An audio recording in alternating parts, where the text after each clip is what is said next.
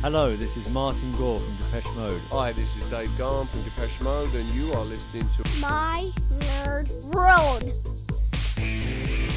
And welcome to it, Depeche Mode, the podcast. I'm your host, Jon Justice. Glad you are with another episode. Always, if you want to email me, TalkShowNerd@gmail.com. If you happen to be enjoying this on YouTube, you can leave a comment there as well. I'm not going to waste any time. I am very pleased to welcome back to the show Rohm. He is a musician in his own right, a uber fan of Depeche Mode, and of course a part of the Depeche Mode global fan group. Rob, thank you so much for coming back on the show. It's good to see you. Hey, John, great to see you. Thanks for having me. Things are so quiet in the world of DM right now. I'm glad you're actually releasing some new music, but boy, there's not been much coming out of the Depeche Mode camp over the course of the past month or so, unless you have anything you'd like to share on the show that I'm unaware of. No, I'm just I've seen, and I know you talked about the rumors with the Vegas thing, and I'm curious what they're going to do with those 4 tracks that are bottled up, as you've been speculating as well. But it would be interesting if they've decided to keep those for a new album. Maybe they're working on something new and adding to those 4. Yeah, it certainly would be it would be a bit out of the norm if they did that. Let's hold off. Let's stick a pin in that before we get into it, because we can go down we're going to go down a rabbit hole of Depeche and never stop talking Depeche. We do have some listener feedback we'll get into later in the show. Also, I'll be sharing on the show Rob's new single, On the Brink, but I want to get into that. You got a new single coming out. I guess it's officially tomorrow. Let's start off with this song, and then we can kind of go back into the history of yourself as a musician and an artist. What can you tell us about the new single? Yeah, it's a track that, it's kind of talking about using alcohol to escape, but then it kind of compounds your issues further, which right now there's a friend of mine who's dealing with something like that, which it sounds like, I was thinking about it, I'm like, this could have been perfectly written for him, but it was not written about him whatsoever. But it's interesting, when I wrote it back, I wrote it some time ago, and I wasn't looking at it in that light, so it's interesting how songs constantly evolve, just like Dave Gahan talks about in their music. When they're performing the songs, they always have new meaning for him, and I think I've kind of seen this song in a different light now as well. Were you drawing on, not to get too personal here, were you drawing on personal experience with this, or just just in terms of relatability when it comes to the subject matter? When I initially wrote the song, it was kind of more like writing about kind of drinking to cope with the reality of mortality and things, Mm-hmm. So, but then you get further you get closer to death by diving into these types of things. So it's kind of a catch-22 kind of thing, but yeah, no, I mean, listen, it's relatable, and not to get, not to suddenly turn this into a therapy session, but I appreciate that. I enjoy my drinks on the weekend, but I can certainly relate to what you're talking about, and as an individual that deals with hard issues, I try to moderate it, but I think all of us, as we've gotten older, tend to find the things that help us cope with life, and I know I certainly have. And you have to be cognizant of that, or else it ends up, taking over. I kind of like on the brink. You're kind of like right there on the edge, and it really depends on whether or not you control it, or it ends up controlling you. Yeah, I'm thankful that I'm pretty much like a social drinker, so I don't usually like sit at home and drink by myself. But anytime I'm going to a concert or a sporting event or anything, I like to have some drinks. So, and thankfully because of that, I can continue to do so. Like at the age where, like my father, he dealt with alcoholism, and he hasn't had a drink since '79. So wow, so it's pretty crazy, but good for him. Let's get into. Last time we had you on, we talked a bit about you as a musician, and you're being inspired early on at a young age by Depeche Mode. And, your music has, there are vibes in it that I can certainly see in terms of Depeche and subject matter, but it certainly has a bit of a harder edge. If somebody asks you, completely unaware of, the type of music you make. How do you describe your music to people? Well, I know you've had discussions on your podcast about genres and things, and it's funny because I think my genres are probably completely outdated in comparison to what, when I'm uploading tracks for distribution, it asks me if I put electronic, there's subdivisions that I have to pick, and I'm like, I don't fit in any of these subdivisions, so I don't even know that it's relevant for me to put electronic, but there are extremely electronic elements to it, so I don't know. Personally, I'm definitely very influenced heavily by like the industrial and goth scenes. I like darker music. I mean, I love classic rock as well, but I feel like there's a combination of all those, but I don't even know how relevant industrial and goth are as far as terms these days anyway. So I don't know if most people you said that would even know what you were referring to, like I was watching the video, which is really cool, and I love the track, but and I suddenly got like Stabbing Westward in my head, but even then there's a separation there. But again, in terms of the style, it reminds me a bit of that, and you just don't have a lot of bands like that anymore. So it's almost like it feels like a throwback, but it's also refreshing in its own right as well. It's funny because the guy who produced Stabbing Westward actually produced this. He's also produced Love and Rocket's biggest selling album, 9 Inch Nails, like 8 of the tracks on A Pretty Hate Machine. John Fryer's his name. Mm-hmm. So Depeche Mode fans will recognize him because he was the engineer on Speak and Spell in a Broken Frame. He did the remix Edit the Shake of Shake the Disease, which it was really crazy cool. I had him over for a drink and chat for Depeche Mode Global, like at our first in-person one at my house. And I had showed him the splattered vinyl with Edit the Shake, and I said, this is the first colored vinyl record I ever got. And so I had him sign it because he did the remix of that Shake. I remember buying it at Licorice Pizza when they still had those record stores. But, yeah, it was great. Like, kind of crazy to see and actually get to have him come over and everything. It was cool. So I'm assuming that you handle a lot of the, if not all the production up front, but then he goes and takes over as well. Talk a little bit about that. Like, I'm really familiar with the editing process just through the nature of what I do within radio. So I kind of know how all that works. But when you bring somebody in like a John Fryer to go and work on the track, what does he end up contributing to what you've already created? So I record at my home studio. I record all the instruments. Like on this case, I had acoustic guitar, bass guitar, regular electric guitars. Obviously all the drum programming, keyboards. I even do samples in the tradition of like Depeche Mode. Like there's a clanging that's actually like a combination of a growler, like that's filled with alcohol. Mm-hmm.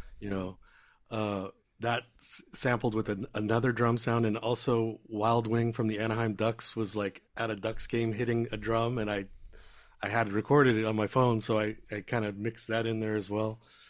Nice. Now, don't come after me for royalties, Anaheim Ducks. But it basically I record all the vocals, everything myself, all the instruments, and I do it in Logic Audio. I zip up the file, upload it to like a Google Share, send it over to him, and he does all the mixing. There's certain elements like where he'll add additional sounds or whatever. Like there's a bass at the very beginning that I had just really deep low end bass going, but he added like another sound on top of it, so it'll come across better on like regular speakers where you wouldn't hear like the low sub kind of thing. So. Are you sending it to him in with the tracks separated, so that he can kind of work in putting them together, or are you sending him more of a completed track? No, I sent him it's as if he had received the multi-track session. Gotcha. In the studio. So, and he'll mix and adjust all the levels on everything. And one of the key, like a lot of it is pretty much. What you hear is pretty much what I did, and it's like he mixes things in such a great way. But again, one of the other elements he added to like my song Fade to Nothing, I don't know, towards the end, I used to have like a area where it drops off, and I had like a clicking clock, and he pulled the clock, but he put this like this loud bass kind of sound. So that was his add to the thing, and I loved it. I thought, wow, that's perfect. I hadn't even thought of that, but so little fine touches and things like that. In addition to like his mixing ears is phenomenal. Like those limited edition live tracks for Depeche Mode from '82 at the Hammersmith. He mixed all of those. Oh, wow. I always think of things like that where I'm like, man, it's just amazing that this guy's working on my stuff. Has he done all of your recent tracks, or which ones has he? Which ones has he done? All of my releases have been done by him. Yeah. Have they? Okay. It's got to be. Well, I'll only speak for me personally. I mean, you've got your baby, right, and you've created it. Have you received back mixes and you were like, no, that's not working for me, or have they come back pretty much like, yeah, that'll work? Yeah, it's funny. There was one time when I got back a track and I thought I was real happy about this ebow part that I was playing. I don't know if you know what an ebow is, but it's a thing you put on guitar and it vibrates the string. Like Daniel Ash uses it, Martin Gore uses it on Walking in My Shoes. And I thought it was too low in the mix, and I asked him to bring it up a little bit, and he did. And I sent someone I trust the mixes, and he's like the original mix. I'm like, I shouldn't even be questioning whatever John's doing. So yeah, there's times when I thought, you have a different vision and he goes in a different direction, but what he does is great. Like it's certainly, I've learned my lesson. I don't know that I need to question much of what he does. Yeah, it's tough. I go through similar things on a similar level, but in a completely different venue. Like when I'm doing my radio show, and because it's hard, you want things to be a certain way, you want the show to play a certain way, and I have a producer, and he's an on-air producer, and so he'll contribute on the show, and it's so hard because sometimes he'll interject, and I'm just like, it's painting, and then I'll hear people and they really enjoy it, and so it's like, that's what I was thinking of when I asked you the question, because I know for me personally, I just like, this is how I like it. I'm going to trust you to make sure you do the right thing. And it's hard to kind of let yourself go and allow somebody else to take your creative vision and do something with it. Yeah. Even on my track, Forever Changed, he put distortion on the bass guitar, which I wasn't doing at all. And it comes in immediately, and it gave it like a total different vibe, but I listened to it and I listened a few times. I'm like, yeah, that's actually really cool. I wouldn't even have thought to go that direction, actually, but it turns out good. Now we'll play, like I said, I'll play the latest track on the Brink coming up towards the end of the episode. While people are listening, if they want to go and find your music online, where would you want them to head to? So I've just been revamping robrohm.com. That's ROBROHM.com. You can there's links to all the different platforms that you can stream the songs on, and the video should be live probably about midnight. I don't know if that's going to be Eastern time or Pacific time, but I'm going to be following along tonight. So I'll make sure I'm going to have my website up to date and everything will be good to go. Well, I got a lot of respect for what you do, and I love the inspiration. I've tinkered with my musical abilities. I've just simply tinkered with like Rock Band in the past and just put together like a handful of tracks, just building off of the pre-existing ones. As a matter of fact, the track that I closed the show out with is a song that I made through Rock Band. But when I wrote my science fiction stories, I initially did that because of my love of Star Wars and George Lucas, and I wanted to know what it was like to go and create my own world and universe. And I know when we talked before, that was kind of like with you. It was funny when I was setting up for the show. I was going back through on Google and looking for photos, and I did a quick Google search of you, and I found some of those old photos from back when we talked before of going back to the late 80s, early 90s, and interviews you've done with some news outlets and all that. It just it cracked me up. So I just think being inspired, it's cool. You pass it on down, and you take what you love, and you go and you attempt to create your own music. And what's cool about what you've done is that you have done that. I know you were inspired by Depeche, but it's not a Depeche Mode ripoff by any stretch of the imagination. It's kind of your own stuff, and I think that's really cool. Thank you. Yeah, I feel like it would be a disservice to try to sound like Depeche. I obviously cause and effect. What's Although funny, I like those guys. I know that they're like a Depeche Mode type of band. I never really listened to them much, but I was up at my daughter's just last week, and there's a record store right next to her apartment, and I was looking through this 50-cent CD bin, and I found Cause and Effect, and so I had to pick it up for 50 cents. I'm like, I might as well buy the CD for 50 cents. It was so funny back then too, because you wanted to get your hands on all things Depeche, and again, relatively speaking, back then the time period of which we had to wait was nothing compared to what we have to wait. How long we have to wait now to get new Depeche music? But back then it felt like an eternity. So you'd want to go out and constantly get your hands on something that was like as close to, at least I did, as close to Depeche as possible, Red Flag and Camouflage. And... Exactly. So before we transition over to talking some Depeche Mode, I know you got something planned for the song and a giveaway, right? Yeah, so I decided, since I have such a big connection with Depeche Mode, and the Depeche Mode Global Fan Group has a massive following on Facebook, that I figured the best way to market this would be to do a giveaway with Depeche Mode connection. So during the Memento Mori tour, they had some VIP premium packages that included autographed posters where Martin and Dave signed the poster. And so I had some extra ones, so I've decided to give one away to a random follower anywhere in the world. I will ship it anywhere in the world, but certain key things have to happen. Basically, you have to follow my YouTube, which is youtube.com/RobRohm, and one of the streaming services like Spotify. Either follow me on Spotify or Apple Music or something. Send screenshots to @robrom.com, and if you don't remember the email, even though it's super easy, there's a button on the top of robrom.com that will email me. But it cannot be bots. As far as I'm looking to get 5,000 plays on any platform, and if I get 5,000, I will give away the poster. So technically that means, like, in my Depeche Mode Global Fan Group, there's like 24,000 members.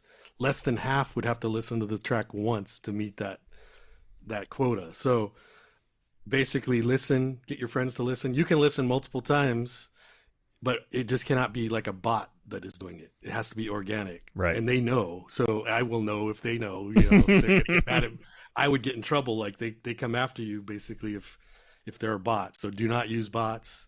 But all it has to do is 5,000.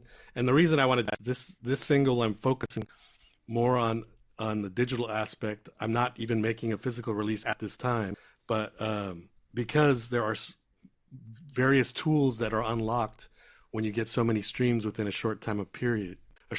So that's the goal, is basically to get a lot of streams. And I mean, I would value the poster. I mean, a Dave Gahan and Martin Gore autographed Memento Mori poster at a minimum of $500. I mean, and all you have to do to enter is, follow me on 2 platforms, send an email, and make sure we get 5,000 listens. That's all I'm asking, and I think that's a win-win for Depeche Mode fans. It's a win-win for me.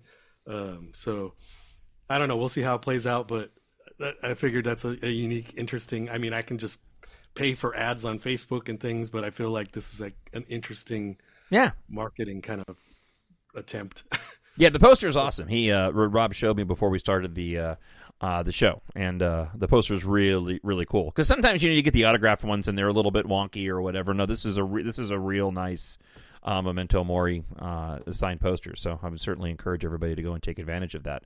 What does success mean for you when it comes to your music? Do you have, like, is it just the creative process? Is it the number of people that listen? I mean, how do you sort of define success?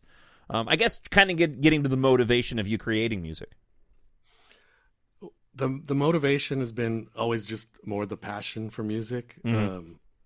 And again, I got back into this after a chance meeting with John Fryer. I went to dinner with him at the NAMM show. So he's the one who kind of encouraged me to get back into it.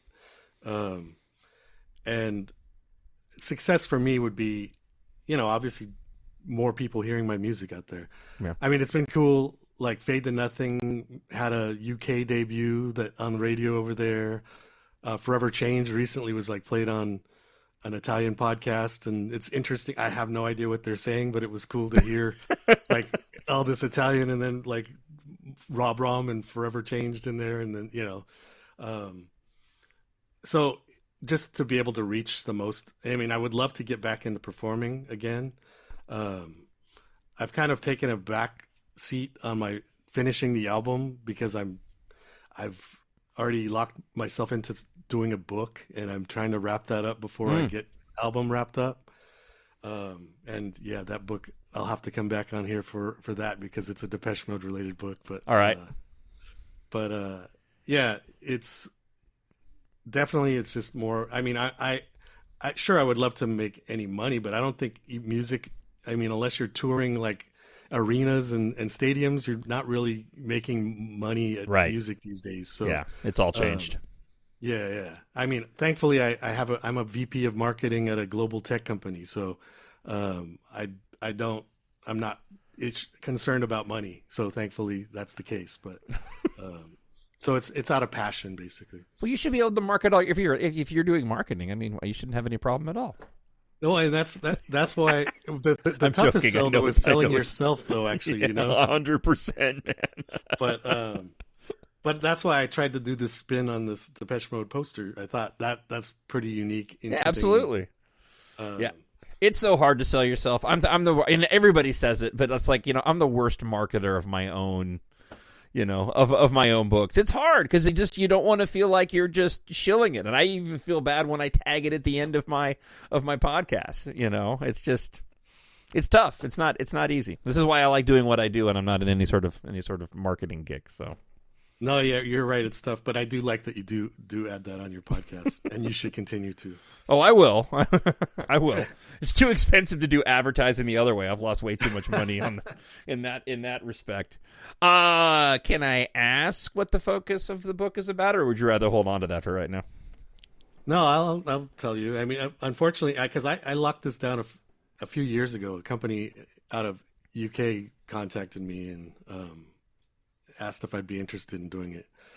I was originally thinking I would want to do a book about my Depeche Mode stories, and who knows, maybe at some point that would be a good one. But many people have told me they would love to hear because I have some pretty good stories. But there's already been a couple of these, and that's the challenge where I'm trying not to make it just a rehash of everything that's out there. But this is a song by song book. This company's known for doing their song by song, like they've done like Zeppelin and ABBA and all these other artists, and I'm doing the Depeche Mode song by song for them. So nice. The good thing is that I've had contacts with all these different producers and engineers and people related to the band, but I mean, ideally it would be fantastic if we could get the band, if Martin and Dave would just sit and talk to someone about their songs. I know Martin likes to keep them mysterious, because people have different interpretations, but we're getting older. Martin, you got to leave your legacy behind. Let people know what the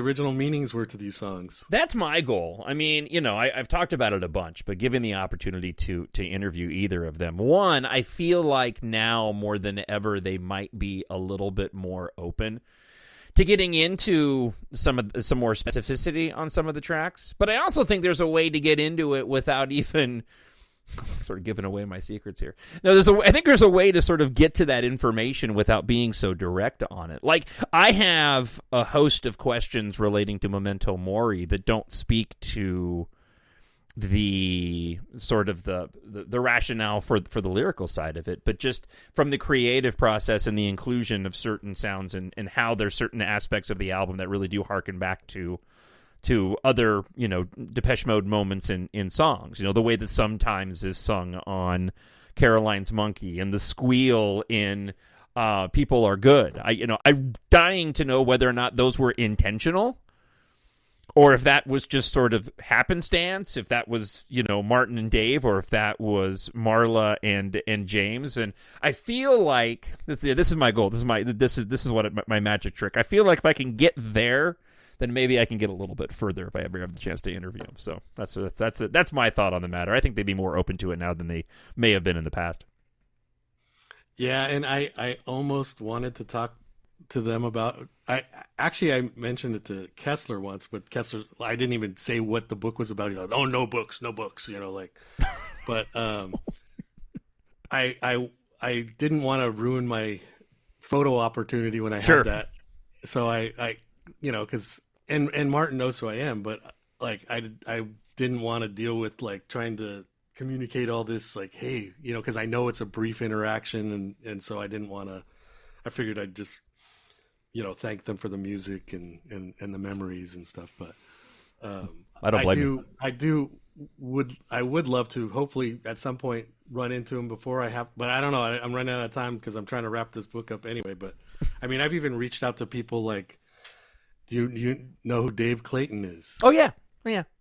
So I reached out to him. Well, that's what's so funny is you mentioned names like Dave Clayton and John Fryer, and again, because with us fans, especially that time period, kind of going back to clamoring for anything. I mean, we all memorized the liner notes. All of those all those individuals involved in the albums were celebrities in their own right for just being attached to a Depeche Mode project. So, oh yeah, it's crazy.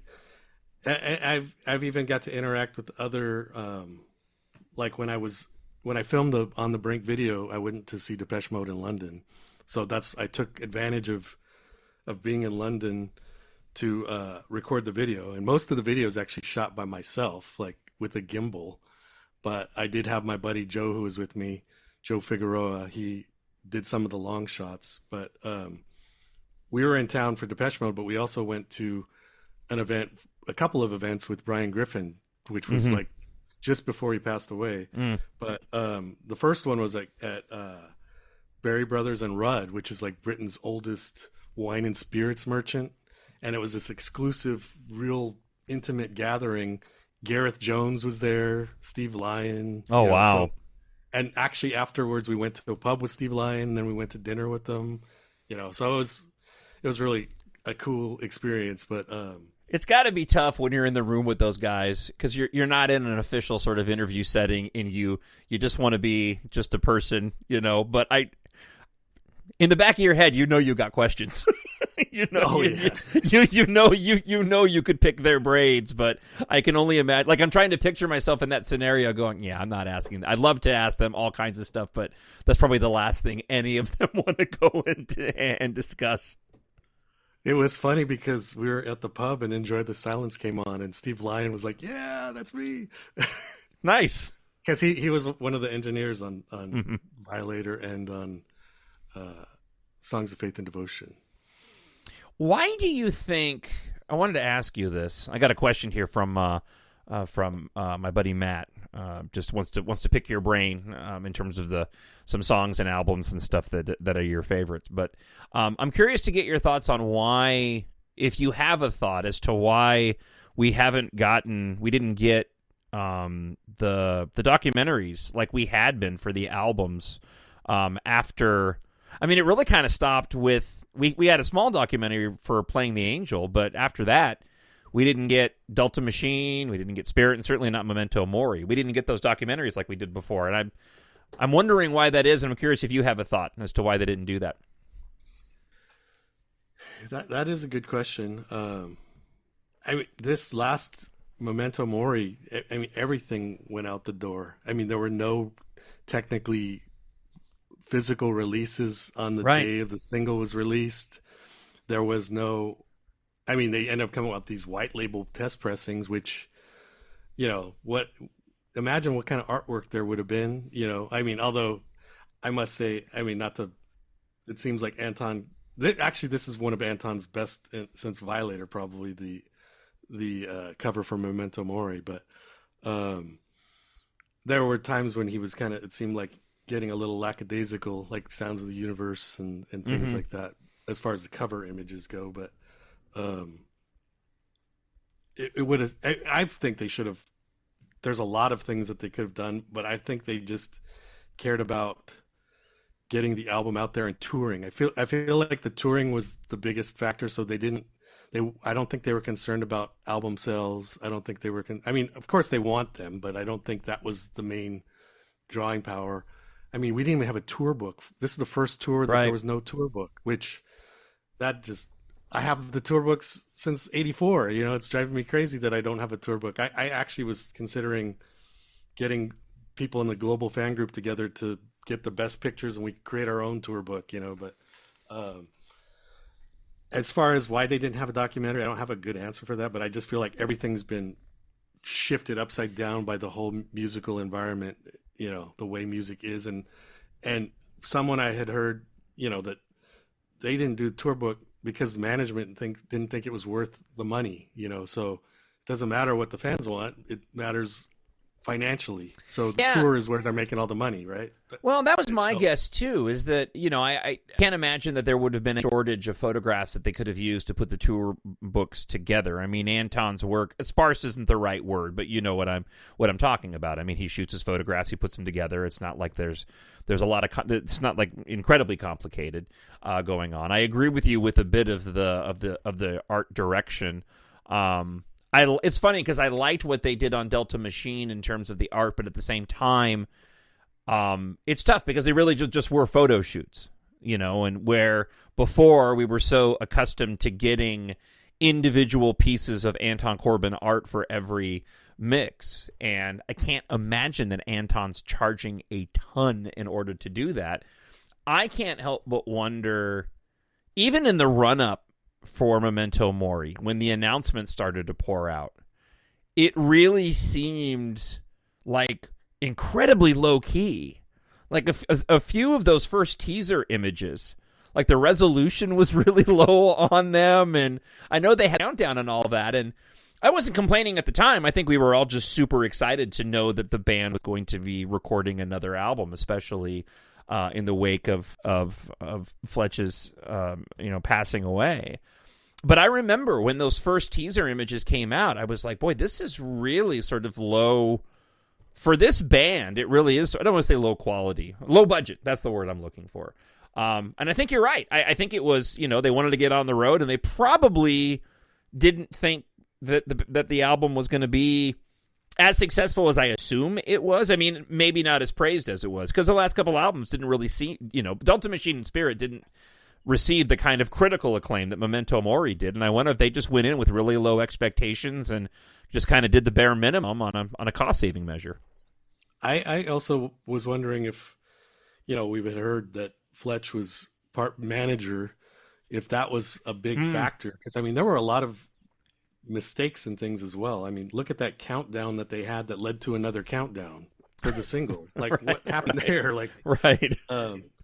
I feel like, yeah, I'm curious if there was a bigger role in as far as management goes, that Fletch was like the voice of common sense, and the other guys are just all about the mighty dollar. Not saying Martin and Dave, but like right, their management team. Right, which would make sense. You don't want to waste money, and you mentioned it. The industry has changed just dramatically in terms of how artists actually bring in money. The thing that's crazy though is if you look at artists like The Cure, they're selling their T-shirts for $25, their hoodies for $50, and they've got really well done stuff. And then the posters that they do on the tour, they have like local artists and but established artists creating posters for the band. Or Depeche Mode, they've got like a cycle of like 5 covers from related to Memento Mori, but they could have made such cool posters to tour dates, and even had like trading cards with those poster artwork. I was tempted to buy I bought a couple of the poster and the cards, but I was tempted to buy the whole card set just because it's cool looking to see all these different the art on there. For sure, if it was Depeche Mode, I would have done so, but buy the whole The Cure. But I do love The Cure.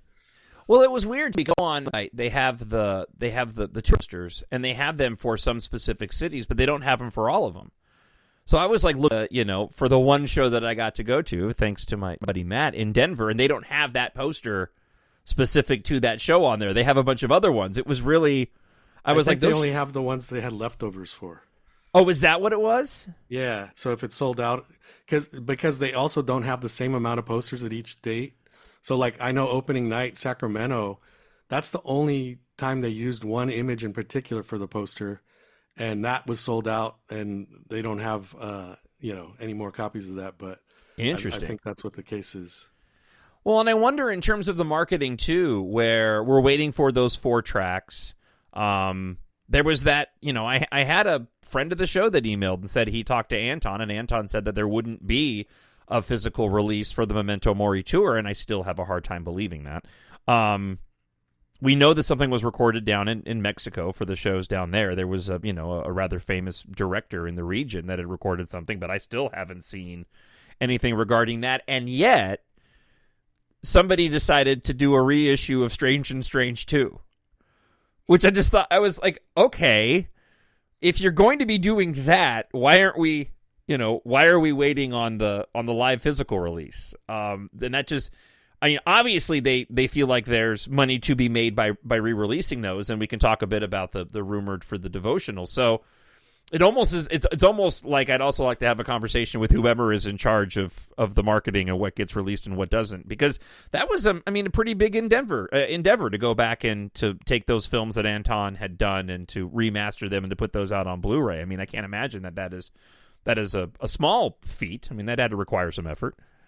I don't know for sure that he was involved, but I would imagine Daniel Barassi, the archivist, the Brat, I would think he was involved, and he may have had a key role in why they released Strange and Strange 2. And, he does a lot of video editing. He's also the guy that's kind of spearheading all those 12-inch box sets and things. So, okay. He would be definitely someone that would be great for you to talk to. But that would be, I would think he would be a reason, like, in addition to his editing skills, I would think he would also be voicing, hey, we should put this out. And it's easy to do, and there's no money involved, right? So whereas like a full-on filming of a performance, I don't know if, they don't if it doesn't jive with their like return on investment these days or something. But it still kills me that back in the day, they didn't want to bombard us with too many live videos, and so they didn't record Black Celebration and didn't record World Violation. The two of the best tours were not captured. It's just crazy. But I do hope we get the World We Live in live in Hamburg. Yeah, that one's got to be. My fear is that like the master on that is sitting somewhere just rotting. I know they had a Laserdisc release that came out, and I think that's still available out of Japan, if I'm not mistaken. You probably know better than I would. Out of Japan. Someone ripped that for me, actually. Did they? Yeah. How's the quality on it? It's good. Is it good? Yeah. My gosh, man, I wore out my VHS. I could send it to you. All right. Yeah, I wore out my VHS, my VHS copy of that. What do you make of the devotional rumor that I was talking about last week that I actually pulled from the global fan page? Yeah, I think that's valid. I would imagine that's probably next up on the list. Yeah, if they're going to do that, do you think we're going to get the Memento Mori tour live? That would blow my mind if they didn't release it with the amount of success that they had on that tour. Well, hopefully that what they shot in Mexico becomes widely available. Yeah. That I would imagine that probably would. But yeah, it sounds like they didn't record it. Weren't there multiple cameras and a different setup when they I forgot which country it was, when they had the flamenco dancers that showed up? Yeah, there were. But I don't think they utilized it the whole show or something. I some reason there was speculation that they were going to film that show, but then it sounded like it got nixed, whatever the deal was. Like, it sounds like there was partial shooting or something. I don't know what they ended up filming it for, but I just remember that we all thought, well, I guess that they didn't record it after all. Did you what was I going to ask you now? I totally lost my train of thought. All right, let's go here. I want to get to Matt's question. Oh yeah, this is what I wanted to ask you about. Hold on, before I do that. Did you see the video of Dave? I think he was in Paris when the fans on the street were bugging him and he got ticked off. This was probably about a month or so ago. Did you see that online? Is it an older video? No, it's following him? No, it's recent. Oh, really? Yeah, there was a video where he was out for a walk one time and he got ticked off, and it sounds like what you're describing. Oh, is that an older one though? Because yeah. Was that an older video? I thought it was more recent. I'm thinking it was. I think because when they're in downtime, he seems like he's much more receptive. I mean, unless he's like obviously in a super private spot or whatever. Yeah. But, it seemed like he was just going from one place to another, and just didn't want to be bothered. And he was really kind about it. Somebody had given him something to sign, and he signed it, and other people were getting in his face, and he's like, I just need to be left alone. And I only bring it up because I don't see, like, those individuals, like, I see them as not like fans like you or I or that listen to the show. I think most fans that listen to this podcast or are a part of the global fan group would know better than to go and push any of the band members in that circumstance. And I was just kind of going, whoa, Yeah, no, you know what? I didn't see that. The one I saw was a separate. He was just out for a walk, and like fans were trying to get pictures of him and things, and he's just like, I just want to be alone, Yeah. So yeah, I'll have to look for that video that you were talking about, but. So my buddy Matt wrote in. He says, interview with Rob today. If not too late, could you ask him some of the following questions? So we'll just work through the list. Do you, like, instinctive reaction, favorite DM album? Black Celebration. Okay. Song? Stripped. Video? Stripped. Really? Oh, yeah. And that I had Peter Kerr on Drink and Chat. He did the videos for It's Called a Heart, Stripped, and Shake the Disease. Uh-huh. And, Depeche Mode was always crediting Anton for making them look cool when he started doing their videos with Question of Time. They look cool in Shake the Disease and Stripped, and that was before. I'm like, what are you giving all the credit to Anton? You guys were already on par. You didn't need Anton, But anyway, I just love the dark. I mean, I love the track Stripped anyway, but the darkness of that video and them taking out the sledgehammers and hitting the car. And then it's crazy, actually, when you look at, they're holding like a flat screen. It looks very futuristic where, flat screens are the norm here now. And even like digital devices like iPads and things, like it looks like they're holding those types of things, but it's obviously just film put on, whatever the backdrop was. But well, it's funny. I don't think that, because I agree with you. It's funny when you hear them when you hear past comments of them talking about It's Called a Heart in the video as well. But with Stripped and especially Shake the Disease, it's challenging as a young person in my in our early teens at the time and not having been exposed to like a lot of art. But here's this band whose music that we love, but now we're watching these videos and they're very abstract. So it was kind of my own personal introduction into more artistic endeavors. And the videos of the time as they were sort of emerging certainly did that as well. But I don't think you get the level of acceptance of the early Anton stuff without those videos that came before it. I remember that when it comes to A Question of Time, I was never like the biggest fan of that one.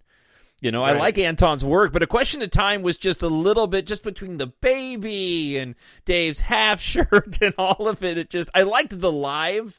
That we got a few live snippets in black and white, and I think that was from the Black Celebration tour, right? Because that was the first from time. Irvine Meadows. Yeah. Actually. Oh, was that really from Irvine Meadows? Yeah. Oh, wow. So I don't think you get the acceptance of Anton, without what they did prior. And I'm not talking about the barn and the chickens in that whole story is hysterical because they went on with some variety show like in Germany, right? When they had the chicken, when they were holding the chickens with the chickens. Yeah, it's just hysterical. But I remember when Behind the Music came out, and Richard Blade had made the comment that he had thought the band would have been more popular with better videos, and I always sort of disagreed with that. It felt like he was talking something that was a little bit more pedestrian and acceptable, and I didn't necessarily feel like that was ever the case. I know the point he was trying to make, but I didn't agree, apart from that very early sort of Anton work that we got. You know, well, this is a little off, but back on Shake the Disease, I thought you might be interested in this, but when we had Peter Kerr on, he mentioned that he had told the production team, but they didn't get it and didn't do it right. He wanted the walls to move in on them. Oh, on that set, yeah. So it was supposed to be like the walls coming in, but it didn't happen. So, but I just found that interesting. Like that's some little nugget that you would have never known, right? So it's funny. I always in my mind go back to Shake the Disease in the moment in the Walking in My Shoes video when their faces are smashed up against the glass. I always think back to the camera affixed to their faces in the Shake the Disease video. I love Walking in My Shoes is that's probably my favorite video. There's something about the vibe of that where it almost feels like you're watching a story or a part of something bigger. I feel like that's one of Anton's best videos. I would put that over Enjoy the Silence any day of the week. Yeah, I think that's a good video. Yeah, Enjoy the Silence, you know, it's obviously very visually compelling, but you know, I remember when it first came out, I'm like, why is Dave walking around in a king's robe with a lawn chair? I thought the same thing. Here you have this amazing song, and this is what we got. I mean, it grows on you, and we certainly appreciate it now, and it's become iconic relating to the song, but I'm with you. When it first came out, I was kind of like, this is an amazing song, and I'm not sure what's going on with this video. And I feel like that happened a lot with Anton's videos. That's why, you know, a lot of my favorite Depeche Mode videos are like Wrong, I think is phenomenal. That's not an Anton video. Right. The One Caress video was really cool, and that's not an Anton video. And of course, all the Peter Kerr videos. But yeah, I think Anton's an amazing photographer, but sometimes the videos, you know, even like, if you look at the split mix of Never Let Me Down Again, and you got the shoes walking around by themselves, and you know, right. Like, what's going on here? Well, even Only When I Lose Myself. Now they went back to somebody for that, didn't they? That was actually Brian Griffin. That was Brian Griffin. That's what I thought. That's what I thought. Yeah. That is there are shots in that, and that you could just pull and turn into just, you know, a piece of art and a poster. I mean, you get some of that with Anton. The group shot at the end of Walking in My Shoes is certainly one that I've thought about. That would be weird walking into somebody's home, but I would do it. But there are shots in that Only When I Lose Myself video. The one of the almost the blue and white, sort of washed out blue shot of the woman standing on the roadway with the car hanging up, suspended in the air. Yeah. That shot is so incredible in that video. Yeah, that is a pretty cool, interesting video, but I guess apparently Brian's edit wasn't up to Daniel Miller's liking, so Daniel re-edited. Oh, did he really? Oh, yeah. Wow. When those came out, when Surrender, I think I'm sure I've told the story on the podcast before, but I was working at X103.9 in San Bernardino at the time. I hadn't been there very long, and I think I pulled them off. It had to be Napster, but I got it. I was able to pull off the net. When Surrender and Only When I Lose Myself leaked. Oh, nice. So I remember we ended up playing them. I was trying to get on the good graces of the program director because I was really, really early in my radio career. And I'm like, hey, I got these new Depeche Mode tracks. And he was a big Depeche Mode fan. And I still have it. We got busted for a cease and desist for playing those early. And I still have that in my stack of Depeche Mode stuff. That's great. Yeah, I should frame it. I couldn't believe, you know, up until Memento Mori, I always had leaked copies of the albums. I remember even having Songs of Faith and Devotion on cassette, like, well in advance. I did too.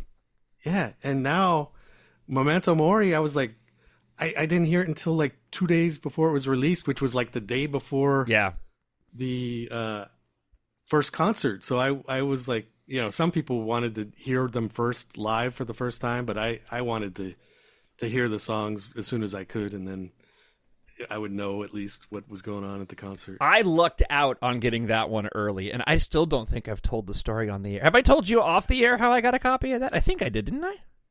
I think you did, yeah. I think I did off the air. See, I don't know. See, I would tell it now, but I haven't talked to the guy who got it to me, and I don't know if he would be fine with me saying it now or not. You better not say it, so that way, in case the next album, he can hook you up again. I know, right? Well, I think the way that the way, but the how I got it, I just don't see it happening again. Oh, that's why.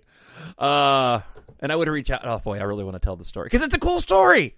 It's funny because I remember too, even when we saw the first previews, like people had sent me the image of the back of the cover, and I remember you had the same reaction that I did, but I thought it was real. Like I didn't doubt it was real, but looking at the song titles, you're like, whoa, what the heck? It just seems Cosmos' Mind, Wagging Tongue. It does. Like, People are good, Don't say you love me. I'm like, it's a lyric from a classic song. How can that be possible? Yeah, how can that be possible? And it turns out, again, other questions I'd like to go and ask the band. Like, were you guys cognizant of this at the time? Were you aware?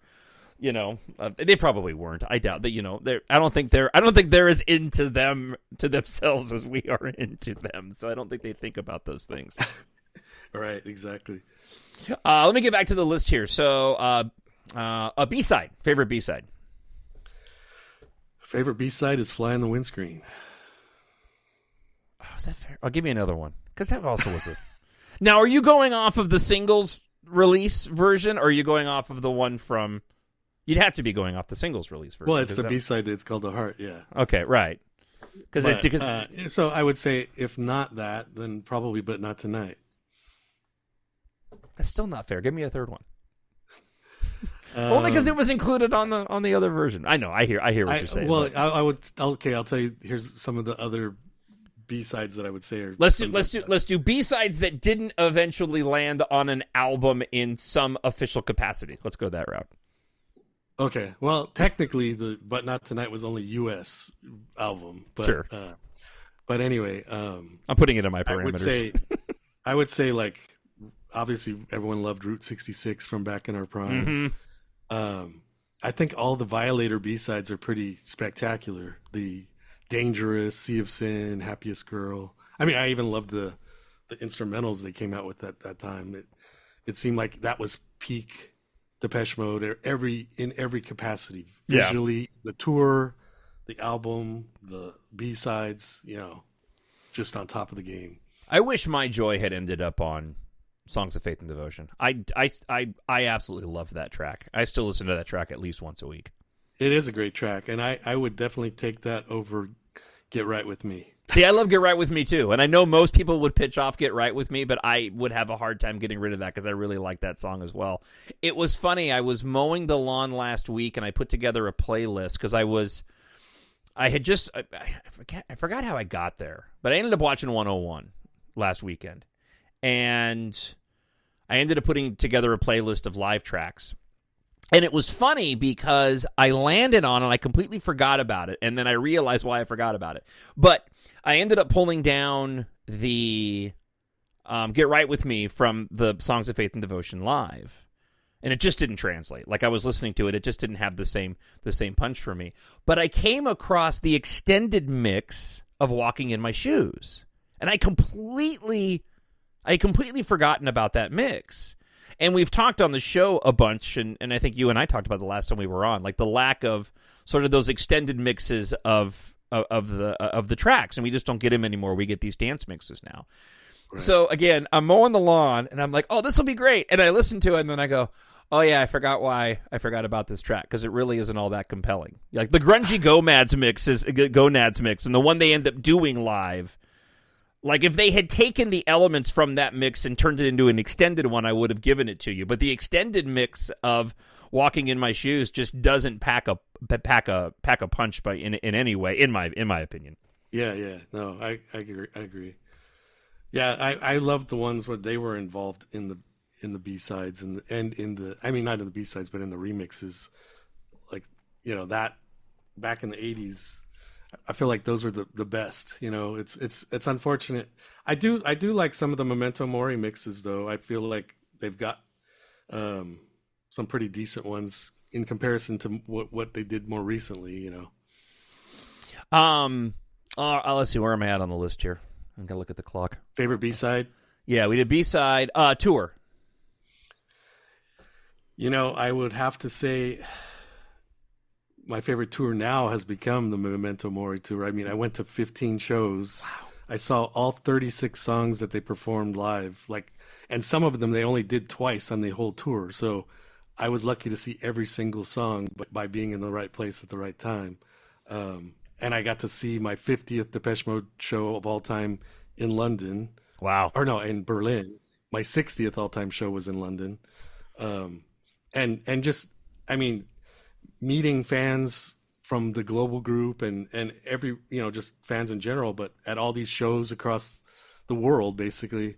I mean, we even had events in Berlin and in London, and it was just, yeah, I don't know if it's fair because, you know, obviously I loved some of those early tours. Like, those were amazing to see, and I certainly wouldn't trade those off. But as far as the best experience, I mean, on this tour, even Dave held the microphone to me to sing Walking in My Shoes, you know. And, I mean, that was phenomenal. Like, I couldn't even believe that, you know. That's just, so yeah, this tour is definitely by far. Well, you and I share that because the same thing, you know, in terms of individual shows, my show in Denver with Matt and his family certainly is top of the list. I think, you know, 101's a big deal for me. Seeing the experience of seeing the devotional tour for the first time, and I was in San Jose for the first time I saw that show, was, I mean, that was I believe in the Lord God Almighty, but that was as close to a religious experience relating to Depeche that I could have. Just seeing that show for the very first time. But when we went to Denver, the same thing happened. We had those front row seats, and Dave came over and put the mic down in front of all of us as a group for Walking in My Shoes. And the video that somebody had shot online, you can hear my voice in the video. And nice. It's just, I showed my sons, and there was a Front Row Concerts YouTube channel that was about 3 rows back from where we were. And, you know, I'm taller than everybody, and I got my docs on, so you can see my gray tinged hair, my head bobbing up and down. So I was showing my boys, and, you know, they were laughing at me. But same experience, and that was, I mean, I'll never forget that. That was absolutely incredible.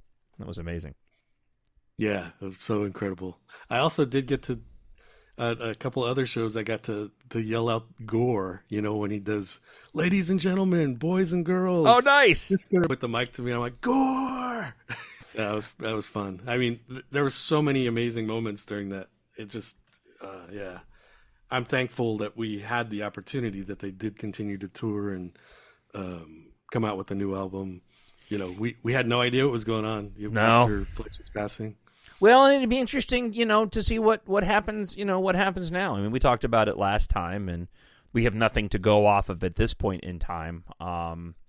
I should probably do my due diligence and attempt to reach out to try to do an interview with, you know, Martin or Dave. I feel like I'd have better luck with Martin, just because since they're not doing anything. I imagine that Martin will do something solo at some point. That's kind of my expectation, is that we'll hear, you know, of Martin creating some more solo music or something, and perhaps Dave and his work with, you know, other bands and Soul Savers, but I've never really gotten into that personally. I've listened to some of the stuff. I think I listened to everything sort of one time through, but there's just something about the guys together, you know, that they just when they're apart, it's a different vibe, and which is fine. I know people are into it, but you know, I always go back to Depeche.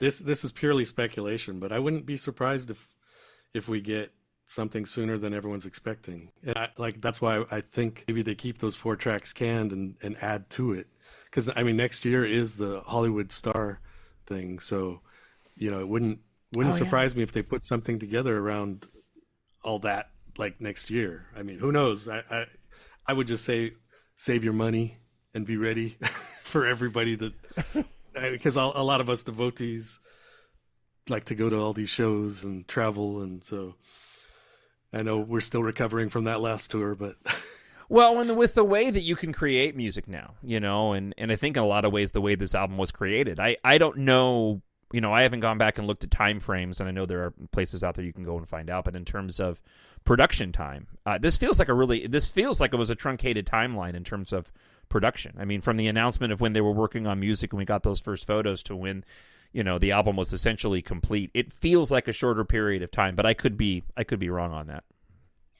I think Martin started writing tracks in 2019, and then the last track, I think the last track was actually My Cosmos Is Mine.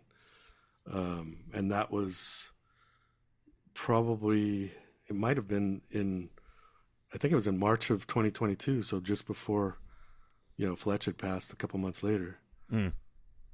So that's a kind of a 3-year period for songwriting, but hopefully, I mean, I know they also can work, and they have been working where they're, you send each other tracks back and forth via email or whatever, something like that. So I wouldn't be surprised. I'm not just trying to be optimistic. I just kind of have that feeling. I don't know. I feel like it's not gonna be another 4-year wait, or I feel like they also realize they're getting up there in age, and they probably know that they can do things now, but they don't know what the future holds, right? Right. As far as, because as you get older, your body doesn't hold up as well. And I mean, it's pretty amazing what Dave was able to do. I mean, he was more lively than when I first saw him in Black Celebration tour. So it's pretty crazy. Well, yeah, watching 101, I had exactly the same thought. I remember when they announced, the album and then the tour, I was expecting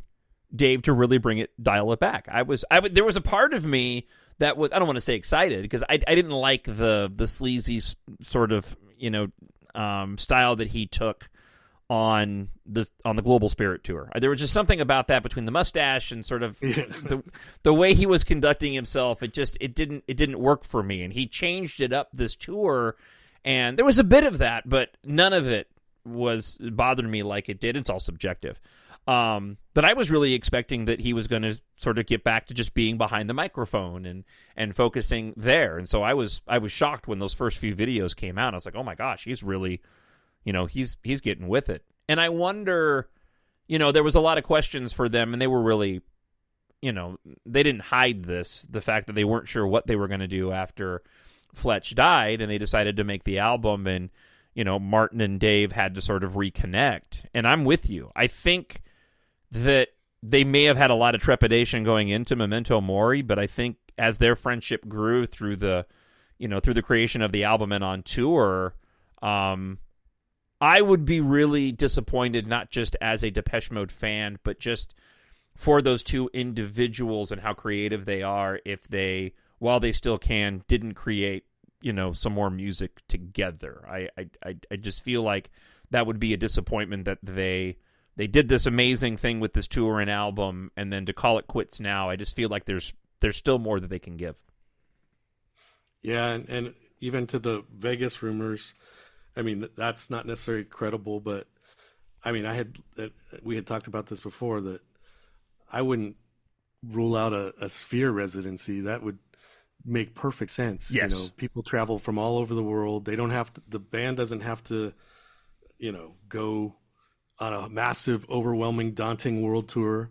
But then again, who knows? They may want to, if they're feeling healthy and good enough, like, hey, let's do at least one more full tour, and then maybe we do the residencies down the road. One more question let's do this. I'm going to keep you on, if you don't mind. You got time, Rob? Sure. Okay. Yeah, so absolutely. So here's what we'll do. I got one more question from Matt, and then I have some listener feedback. I don't have a ton this week, so I figured you can go through this with me, and you can kind of comment. There's some comments here relating to Brian Griffin as well. Sure. So I'll ask you the question. Let's do that, and then I'll cut you loose, and I'll close out the show playing On the Brink before I wrap up the podcast this week, as I have another scheduled interview. It's 2 for this week. It's incredible, with for my Star Wars podcast coming up. So, nice. The other question that Matt had was, in terms of dream set list, and you don't need to go through a a full 19-song set list. But I think he'd be interested if there were tracks or perhaps a theme relating to if they were to go out on tour, you'd like the band to do. Well, one of the things that comes to mind when you say that is I would love to get Martin back with just an acoustic guitar like he did on the World Violation tour. Like that would be so dream set list regardless of tracks. I mean, and ideally he would mix it up every night so you don't know what you're going to get, right? I mean, I don't want it to be like every single night of the tour, but have a rotation of like 4 or 5 nights of material. Because otherwise I'd have to go following around for... Actually, there was a guy who went to every show. His name is John as well. He went to every show on the Memento Mori tour. Oh, my gosh. I need to get you his Instagram. I have it, but I know the guy you're talking about. I do know the guy. I've Yeah. seen... just through the process of covering everything, I know exactly the guy that you're talking about. Oh, okay, cool. Yeah, I met him in Las Vegas and talked to him. So hey, John, if you're listening. But, yeah, I would love... that to happen. Something I think I'm probably in the minority on. I would love to hear some of like the Bear kind of studio versions of stuff as well. Like mix it up a little bit. Like it'd be great if they had like I went to 21 Pilots in concert last night and they have like a separate B stage where it's in the audience. If they had like a B stage for the band where they're doing kind of like the Bear versions of songs. That'd be really cool. I do feel like, they have that walkway with the thing in the middle, the circle. I feel like that's so underutilized that you should not bother with having that. Like the way the B stage was set up at the 21 Pilots show was, there was like 2 little stages on the side in the back of the arena. So there's only 2 guys in the band. The drummer was on one platform and the singer who's multi-instrumentalist was on the other.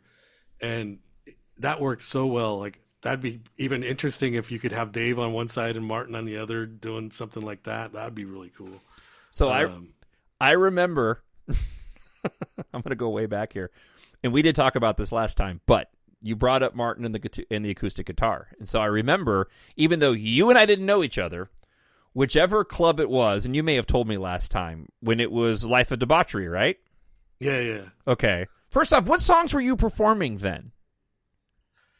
Were you doing your own stuff, or were you doing cover stuff? Yeah, no, I was doing my own stuff, and I did some covers. Okay. I even did like a Bunnymen cover and a Doors cover. And Now, I remember in the middle of your set, you stopped down with an acoustic guitar, didn't you? I think so, yeah. I can't remember. I still can't. Do you remember what I don't know. I don't know if you remember all the places that you performed, but I remember I specifically went there to see you, but we did not know each other. I must have been with somebody, and we've never been able to make that attachment, but I can still picture the banner in the background. And I remember when you were going through your set, you would stop down, and I go, "Oh, that's cool. He's kind of doing a Martin solo thing with his guitar. That's kind of, that's all right." Yeah, actually, that's a good point. I definitely, when I get back out playing again, I should incorporate that too. Yeah, so never forget that. We still one day, Rob. One day we're going to figure out where that connection. It must have just been because, like I said before, we were always at the same places, talking the same bands. That's got to be the missing link is just simply our fandom of liking all the same music at that period of time. It is funny because I have a couple friends that I could think of, even like my friend Bill Carlisle and Steve Franklin. These are guys that I just met, like, because we were always at the same concerts and we'd go to Cloud 9 and we just started hanging out because we were just always running into each other, so it was pretty weird, but pretty cool, actually. Music brings you together, right? Right. All right, let's get into the email this week and the listener feedback. All right, first one comes from Pizza Mike, who's actually out in your neck of the woods there, Rob. He's out in Southern California. He writes, "Hey, John, long time no email. Sorry, still an avid listener. About listening to Depeche Mode on a regular basis. I stream a German radio station that plays 24/7 DM. They play various songs from all their catalogs. I have no take on a dream set list. I'm not choosy when it comes to certain DM songs. I'm happy to hear all of them every which way but loose. Hope you have a great week. Your friendly pizza man, Pizza Mike." Are you familiar with that German radio station, that streaming station? No. I have to, Mike, send us an email, or anybody listening, let me know. I'd be curious to go and check that out. Oh, one last point to Matt's question about since I didn't truly answer his. Oh, sure, yeah, please. I did the other day. I posted in the global fan group that I was thinking about like the top songs you've never seen live that you would want to see, and my top song is "Lie to Me." So I've never seen that because I didn't see the Some Great Reward tour. So oh wow, okay. And then my next one would be "Sun in the Rainfall." So whatever dream set list would have those two on it, Matt. So I hope that answers a little further. I mean, I couldn't list the 20 tracks off the top of my head that I would want to think, but those two are for sure I would want to see. I know most people would say that they wouldn't do, and people did. They reached out to me when I posed this on the show a while back about the band doing a farewell show. And I don't think they would label it as that, but they did the singles tour show. I could see them, you've got bands like Green Day and Metallica and how they're doing, unique shows and 2-night shows with completely different track lists or playing entire albums. And, I wouldn't be surprised, and maybe a residency, even though I know that was completely rumor, but maybe a residency in Vegas would provide that opportunity where they did something similar to what they did with the singles tour. I mean, listen, for all intents and purposes, the set list on Memento Mori kind of plays to that with some Memento Mori tracks, but it would be interesting to me if they did something that was a little bit more specific, like doing all of Violator or Songs of Faith and Devotion or something. There was an interview with Martin. I think it was a UK interview, but he actually talked about the fact, which shocked me, that it sounded like they might have done a tour for the 40th anniversary. And I think it was going to be like, because that's the year they were going to get inducted to the Rock and Roll Hall of Fame. So it might have been all, the pandemic basically killed out all that. So that's my World Violation, 2.0 tour that I suggested the other week. Dream come true. I just want the whole thing recreated so we can just all experience it again, because that was such an incredible show.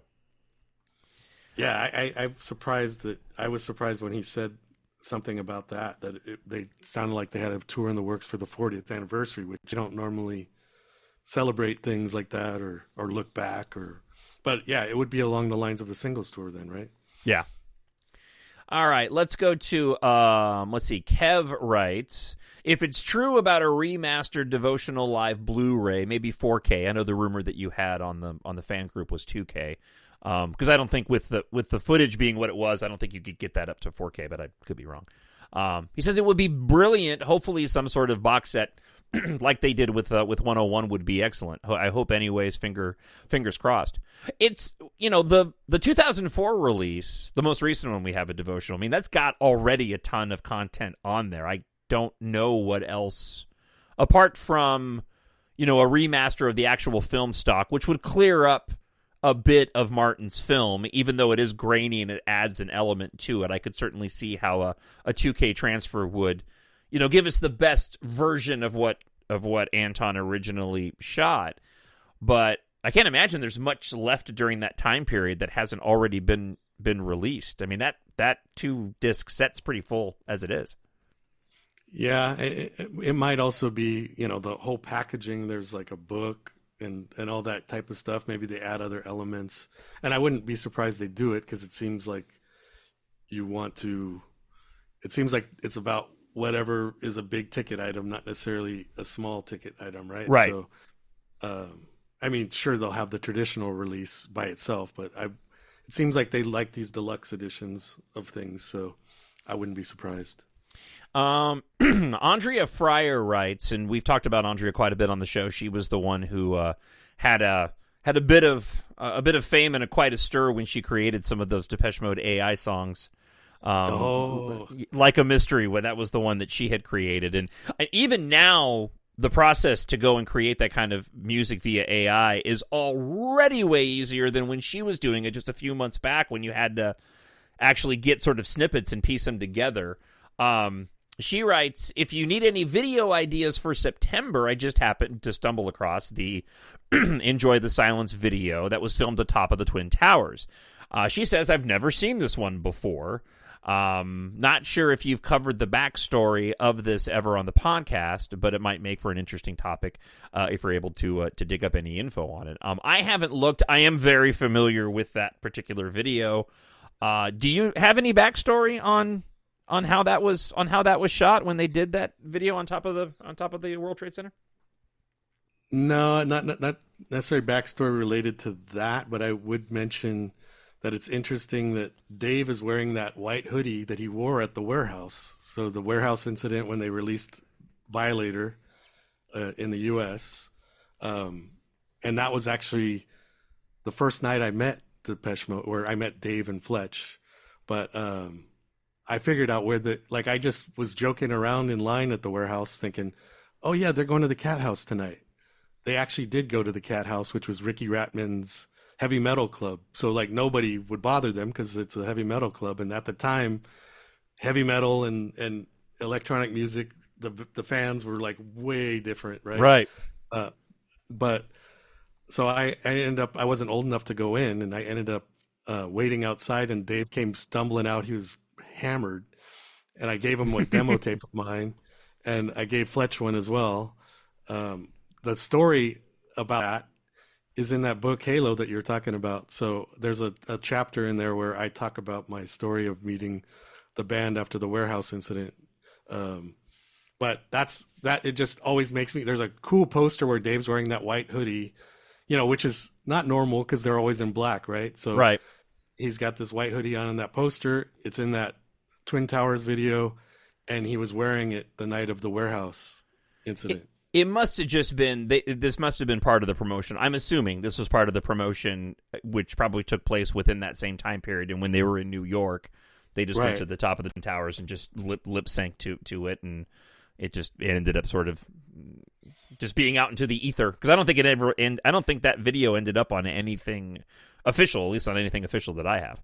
No, nothing official. And yeah, they were probably in New York and LA for whatever, 1 week or 2 week period or something, doing all their promo stuff. And that must have been Dave's favorite hoodie at the time. All right, we got one more. Steve Lank from Northumberland. You need to get this right. When you were covering the review of the Halo book by Kevin May and David McElroy, it got me thinking about some of the other excellent books about Depeche Mode. You've mentioned Monument a few times, which got me thinking I should reread it again, as it's been a few years since I've read it. Depeche Mode by Anton Corbijn is also a great book with some amazing photos. Talking about great photos, the book Mode by Brian Griffin is fantastic. Brian, who produced Depeche Mode album covers from 81 to 86, including the iconic covers of A Broken Frame, Construction Time Again, and many years later, he directed the video for Only When I Lose Myself. He's covering The Crown that we did earlier. This book I supported through Kickstarter, and I'm proud to have a signed copy by the author with my name acknowledged in the back of the as a supporter. Unfortunately, Brian passed away in January this year. Due to demand, this book is being reprinted and can be ordered online. Yeah, I saw that recently as well. I mean, you probably were aware of that too, Rob.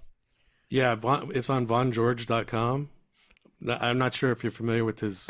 Oh, yeah. I've become good friends with him. And, oh, cool. He's the one who actually introduced me to Brian and brought him onto our drinking chats. And then when I made it out to London, we got to go hang out in the pubs and have dinner with Brian and Vaughn, and great guys. Obviously Brian and Vaughn is a great guy as well. He's now in the band Mesh. I don't know if you're familiar with them. Oh, I didn't realize he was. Yeah. So I actually got to see Mesh also when I was in London for Depeche Mode. So Vaughn hooked it up for me. I got to go, and I highly recommend people, if you don't have the book, you should order the book. They're doing obviously it can't be signed, but the copies were done. So Vaughn's doing another repressing of it, and the book is great. I have it here as well. They sent me a signed copy, and they acknowledged me in the book too, thanking me, which I really appreciate. But I highly recommend that book for sure. I didn't mention it earlier. I'll mention it now before we wrap up. And I did start, because you brought it up, because I was doing something similar to what you had mentioned you were doing in terms of a Depeche Mode book. I did start a Depeche Mode book based off of sort of it's almost like a My Life with Depeche Mode, you know. And I started off with what I can remember of when I had first heard Shake the Disease. I know that I had heard Just Can't Get Enough and People Are People prior to that, but it was really Shake the Disease, Living in Arcadia. I still can remember my room. I still remember the stereo, listening to K-Rock and hearing that song for the first time. So I had started that book a while back, but unfortunately I had put it off on the back burner. You don't know. There's enough stories in there to fill a book easily. I mean, I think you've got more than I do.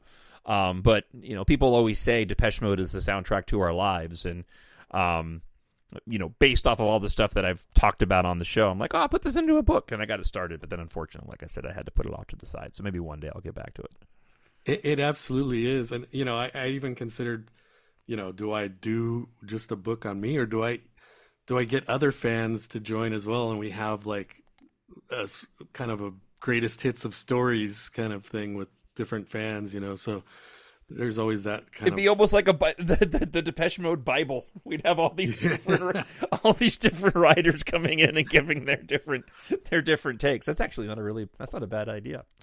All right, I'm counting down, looking at the clock. I've got another interview coming up in about 10 minutes. So, Rob, let's do this. Thank you so much for coming on the show and spending all this time talking about it. I hope everybody enjoyed it as much as I did.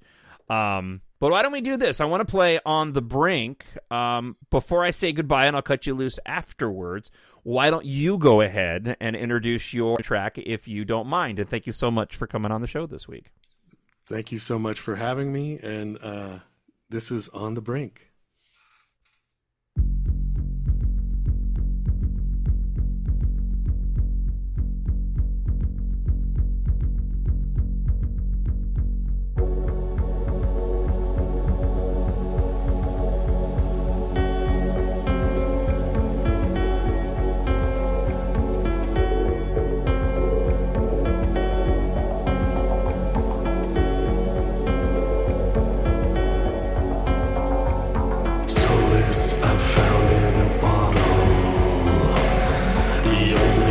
It seems to dwell.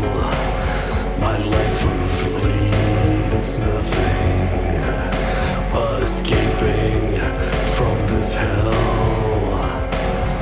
Every night I think how I'm running out of time. I fear I'm on the brink, and it's burning in my mind. Every night I think how I'm running out of time. I fear I'm on the brink, and it's burning in my mind.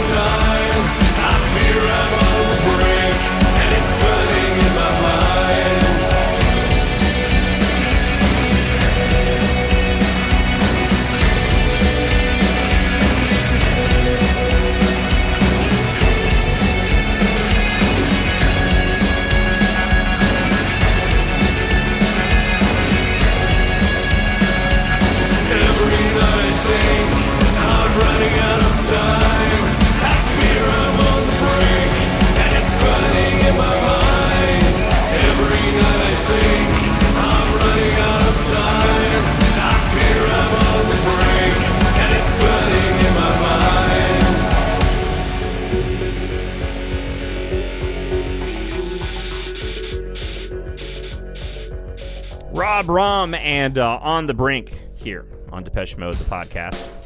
Thank you so much. I hope you enjoyed the show. As I mentioned, as much as I did recording it. Before I cut you loose, as always, if you want to support my nerd world and you like science fiction, I hope you'll take a moment and check out my science fiction space opera series, EMBARK. As Earth faces its end, follow pilots Taft, Katha, and their crew on a journey of survival across the galaxy as they fight for their future among the stars. Available on Amazon.com. Search for EMBARK and Jon, Jon Justice. 7 books in all in the series. Ebook, Kindle Unlimited, paperback, hardcover, and audiobook. I wrote it for adults, but it's great for ages 11 plus, completely age appropriate. Head on over to Amazon.com. All right. I'm going to wrap things up. I got another podcast I got to go do right now. If you're into Star Wars, be sure to check out my Nerd World and a Star Wars show. I have a conversation with Star Wars Santa this week that I'm about ready to record. I'm looking forward to that. So, either way, I hope you'll be back next week, and I will be back next week for another Depeche Mode, the podcast. Until then, I hope wherever you are, you're happy, you're healthy, you're safe. God bless. Talk to you then. Bye. Hello, this is Martin Gore from Depeche Mode.